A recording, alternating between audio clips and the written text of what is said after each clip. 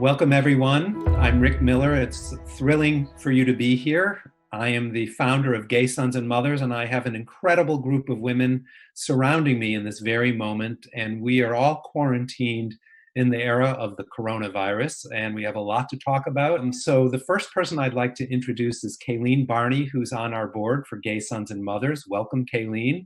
Tell us a little bit about yourself. My name is Kayleen Barney, and I have three children and a son-in-law. My oldest is 35, and he is gay, and he came out over 20 years ago, and he's also married to Richard, and they've been married 7 years.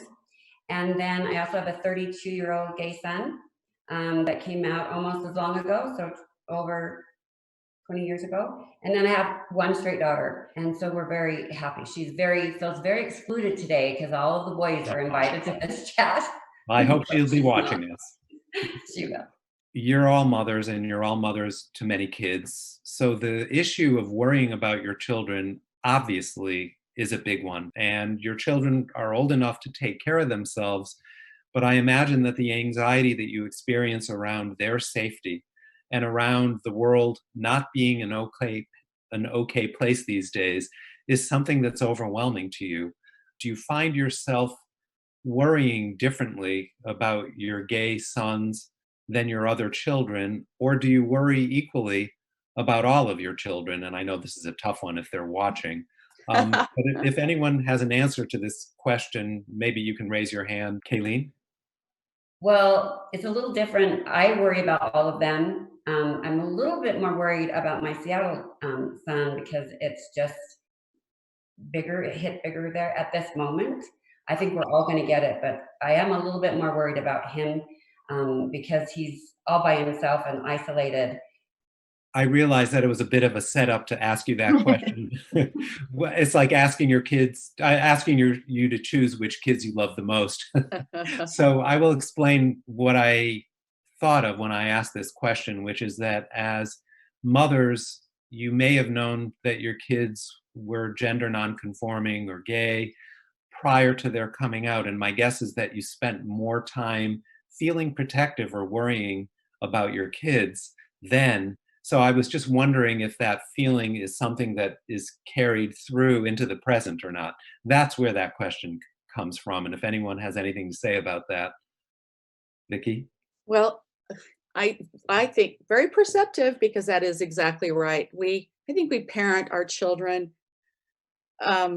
We say we try and parent them the same, but let's be honest. When you have a gay child, your heart is oftentimes really broken over their experiences. And so, as we say, we are mama bears or mama dragons or whatever you want to call us. I am guilty of being super overprotective of my gay children because I know what their life experience, some of what their life experiences have been. I mean, let's talk about grade school and junior high.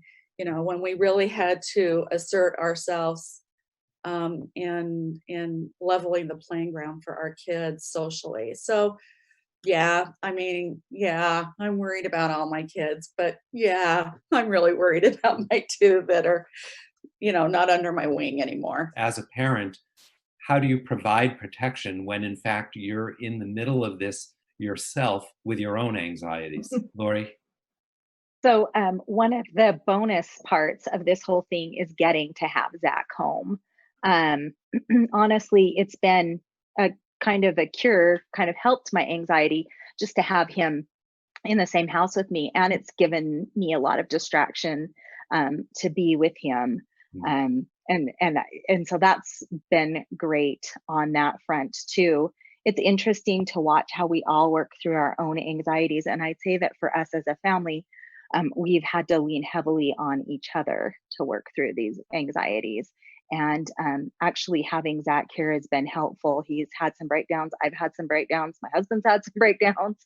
And it helps to be together in this uncertainty. We don't know what's going to happen, but it helps to be together. We feel pretty good about our situation and can support each other My son, who is not here, is the most vulnerable. My youngest son has diabetes, type 1 diabetes, and asthma. Yeah. And my anxiety really is focused around him right now. He's in Utah alone, and Yeah. and I don't know, if he's going to be affected. But if he is affected, it's going to be a lot more serious. It seems as though being with your kids is an added source of comfort for all of you, and being separated from your kids is an added source of anxiety, and that's tough. We do a video Zoom with each of them separately all day long, or the married ones either every day or every other day, because for me, that's my comfort, because it is really, really scary. So how about we have the kids join? We have someone in back of Jill who's a little bit of a performer, I can see.